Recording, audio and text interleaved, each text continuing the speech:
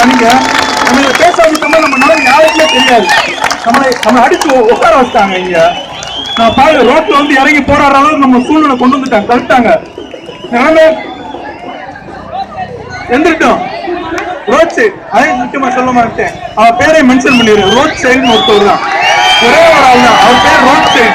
நேற்று வந்து கீழர் பாஸ்கர் சார் பேசியிருப்பாரு, அங்க வந்து பேசினான்னு சொன்னாங்க. அவரை பத்தி பேசினாலே போதும். சொல்லுங்க, ஒன்னும் பிரச்சனை. ரோட் சைடு போட்டோ இருக்கு, அந்த போட்டோவை பத்தி போட்டு ஒரு 5000 பேனர் பிளெக்ஸ் மட்டும் அடிங்களேன், நாளைக்கு நம்மளுக்கு ஆர்டர் கொடுத்துருவாங்க. காரணம் அதுதான். ஏன்னா அவனோட முகத்திரை கிழிஞ்சிடக்கூடாது. எல்லாத்துக்கும் பின்னாடி அவன் தான் இருக்கான். வேர்ல்டு நம்ம ஊரை மட்டும் கண்ட்ரோல் பண்ணலங்க, வேர்ல்டு மாஃபியாவே கண்ட்ரோல்ல தான் இருக்கு. நம்ம ஊர்ல மட்டும் தான் காலமாட தடை பண்ணிட்டா நீங்க நினைச்சிட்டு இருக்கோம். நம்ம ஊர்ல மட்டும் இல்ல, கர்நாடகாவில் தடை பண்ணிருக்கான், பஞ்சாப்ல இருக்க காலையை தடை பண்ணிருக்கான், நம்ம ஊர் நார்த் அமெரிக்கா சவுத் அமெரிக்கால இருக்க எல்லாத்தையும் தடை பண்ணிருக்காங்க. ஏசியன் மாநாடுகள்ல இருந்து எல்லா சார்பும் போயிருக்காங்க. சிவசேனா சார்னு ஒருத்தர் இருக்காரு, அவரு கர்நாடகால இருந்து ஒரு 2 பேர் போயிருக்காங்க. இந்தியா சார்பாக 2 பேர் போயிருக்காங்க. அமெரிக்கால மாநாடு நடக்குது. அவன் சொல்றான், உங்க காலமானலாம் அழியுது, எதுக்கு அழிய விடுறீங்க நீங்க, அதை வந்து நாங்க பாதுகாக்கிறோம். நம்ம மாட்டை பாதுகாக்கிறதுக்கு அவன் யாருங்க? நம்ம மாட்டை பாதுகாக்க அவன் யாரு? அவன் சொல்றான், நாங்க பாதுகாக்கிறோம், நீங்க வந்து அதை ஃபுல்லா வந்து கண்ணில் மிளகாப்பொடி போடுறீங்க, சாராயத்தை ஊத்தி விடுறீங்க. அவர் 2 வீடியோ கிளிப்ஸ் எடுத்து வச்சிருக்காங்க, அதவே போட்டு காமிச்சிட்டு ஊரை ஏமாத்திட்டு இருக்காங்க.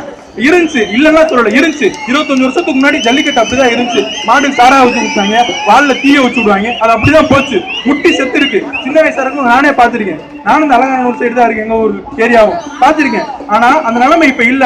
எல்லாரும் படிச்சிருக்கோம், எல்லாத்துக்கும் படிப்பறிவு இருக்கு, பகுத்தறிவு இருக்கு, பொது அறிவு இருக்கு, எல்லாம் இருக்கு. நம்ம அதைப்படி செயல்படுவோம். கண்மூடித்தனமா யாரை நம்ப வேணாம். நம்மளுக்கு முன்னாடி பெரிய சதி இருங்க, இதை மட்டும் நீங்க புரிஞ்சுக்கணும். நான் நிறைய பேச நினைக்கிறேன், எனக்கு நிறைய பேர் பேசுறதுக்கு இருக்காங்க, நிறைய பேர் பேசட்டும்.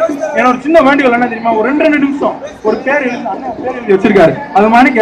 நான் இப்ப இன்டர்நெட்ல தான் எல்லாம் தேடினேன், எனக்கு எப்படி தெரிஞ்ச காரணம் எல்லாம் இன்டர்நெட் தான். ஸோ எல்லாருமே இன்டர்நெட்ல சேவ் பண்ணுங்க. ஒன்றும் சொல்ல மாட்டேன், ஃபேஸ்புக் அவனோட தான், வாட்ஸ்அப் எல்லாம் வாங்கிட்டாங்க, எல்லாமே அவனோட தான், எல்லாமே உலக மார்க்கெட் அவனோட தான். 90% மீடியா எனக்கு அவன் கண்ட்ரோல்ல தாங்க இருக்கு.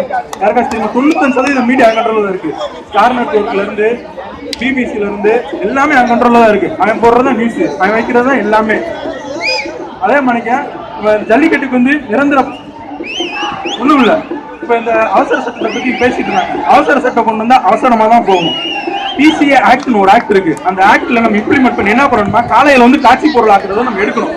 ஒரே ஒரு லைன் தான், காலையில வந்து காட்சி பொருள் பட்டியல சேர்த்துட்டாங்க. இது காங்கிரஸ் கவர்மெண்ட் பண்ணுச்சா, பிஜேபி கவர்மெண்ட் பண்ணுச்சா, இல்ல அதுக்கெல்லாம் நமக்கு தேவையில்லை. ஆனா நம்மளோட எய்ம் என்ன, நம்மளோட ஒரு குறிக்கோள் என்ன, அந்த காளைகளை காட்சி பொருளாக்குற அந்த பட்டியல இருந்து அந்த லிஸ்ட்டை மட்டும் நீக்கிட்டா போதும். அவசர சட்டம் கொண்டு வந்தாங்கன்னா 6 மாசம் எல்லாம் டைம் சொல்லிட்டு, 6 மாசம்லாம் இல்ல, ஒரு வாரத்திலே சுப்ரீம் கோர்ட் நினைச்சா கேன்சல் பண்ணலாம். அவனுக்கு அதிகாரம் இருக்கு, அவனுக்கு ரைட்ஸ் இருக்கு. ஆனா நம்மளோட எய்ம் அது கிடையாது. நம்மளோட எய்ம் என்னன்னா, அந்த காட்சி பொருள் பட்டியல இருந்து நம்ம காலையில ஃபுல்லா நீக்கிட்டா போதும். இதுதான், இது நீக்கினா மட்டும்தான் அவனால எந்த கேஸும் போட முடியாது. இல்ல நம்ம இப்பதானே தடை பண்ணி வடிவாசல் இருந்து காலையை தொடர்ந்து விட்டு அந்த கூட்டம் எல்லாம் கலைஞ்சு போயிடும், ஜல்லிக்கட்டு நடந்துரும். ஆனா அடுத்த வருஷம் போடுவேன். நீங்க போன வருஷம் இதே மாதிரி தான் 2015 என்ன நடந்துச்சு தெரியுமா, supreme court central government Modi government அவசர சட்டம் கொண்டு வந்துச்சு. அவசரம் 2 நாள்ல இங்க இருந்து எத்தனை பேர் போறாங்க, 6 அட்வொகேட் போறாங்க. பீட்டாவோட ஹெட் குவார்டர்ஸ் வந்து சென்னையில தான் இருக்கு. ஹஸ்பண்ட் அண்ட் ஒய்ஃப் 2 பேர் தான், 2 பேர் தாங்க.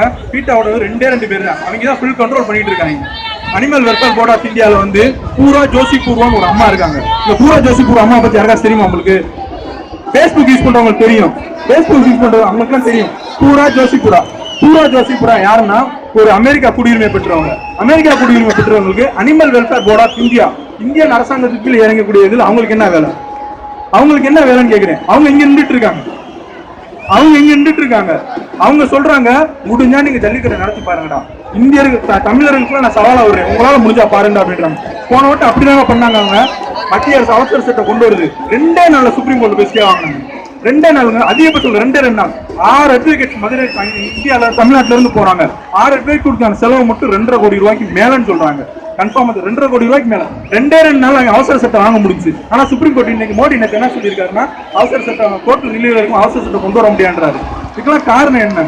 நம்ம வந்து எதையுமே தெரியாம நம்ம வந்து நம்மளோட காலையில பேப்பர் படிக்கிறோமா, பேப்பர்ல வந்து எவ்வளவு விஷயம் இருக்குன்னா நம்ம படிச்சுட்டு விட்டுறோம். படிச்ச விஷயம் எனக்கு இப்படி ஊரில் நடந்திருக்கு, அவங்களுக்கு எல்லாம் தெரியுமா அப்படின்னு கேட்டதுக்கெல்லாம் விடிவு காலம் வரும். இது விடிவு காலம் இல்லாத வரைக்கும் நம்ம இப்படியே தான் இருப்போம். நம்ம விவசாயிகள் 200 பேர் மிக்க நன்றி.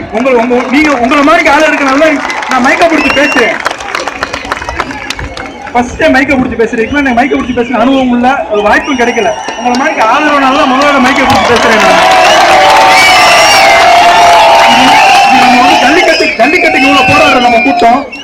ஒண்ணு காண்டி போராடணும். மொத்தம் 200 பேருக்கு மேல விவசாயிகள் செத்து போயிருக்காங்க. யாருக்காச்சும் தெரியுமா? 200 பேர் எங்கங்க? இன்னைக்கு யாருமே இல்லைங்க. 200 விவசாயிகள் வந்து என்ன தெரியுமா கேட்கறாங்க? எங்களுக்கு வந்து இங்க வந்து பணம் காசுலாம் தேவையில்லை, எங்களுக்கு வந்து தண்ணி மட்டும் விட்டா போகுன்றாங்க. யாருங்க? அவன் வந்து 8 ஏக்கர் நிலம் சொந்தக்காரனா இருக்காங்க. ஆனா அவன் வந்து அந்த நிலத்தை வந்து அவன் வந்து இதுக்கு அவன் வந்து ரியல் விட்டா கூட போதுங்க. அவன் குடும்ப தலைமுறையா சாப்பிடலாம். ஏன் விவசாய நிலத்தை விற்க மாட்டேங்கிறான்? அவன் வந்து எதுக்கு சாகுறான்? புரியல. பேப்பர்ல டெய்லி ஒரு நியூஸ் வருதுங்க அவனை பத்தி. விவசாயம் எங்க சாகுறான்? நம்ம கூட செத்துட்டே இருக்காங்க. ஒண்ணுமே செய்ய முடியல. நம்மளால ஒண்ணுமே செய்ய முடியல. என்னால ஒண்ணுமே செய்ய முடியல. மைக்க பிடிச்சி பேசலாம் முடியுது தவிர என்னால விவசாயிக்காண்டி என்னால அழுகதான் முடியும். என்னால 200 பேருக்கு மேல இருக்கா தெரிஞ்சு பேப்பர் போட்ட நியூஸ்ல 200 பேருங்க 200 பேருக்கு மேல செத்து போயிட்டு இருக்காங்க. ஒண்ணு அவங்களால நம்மளுக்கு முடிஞ்சது நம்மள ஏதாச்சும் உதவி செய்யணும்னு நினைச்சோம்னா, சிவசேனா அதிபதி சார் வந்து ஒரு ஃபார்மர்ஸ் ஒரு ட்ரஸ்ட் ஆரம்பிச்சிருக்காரு.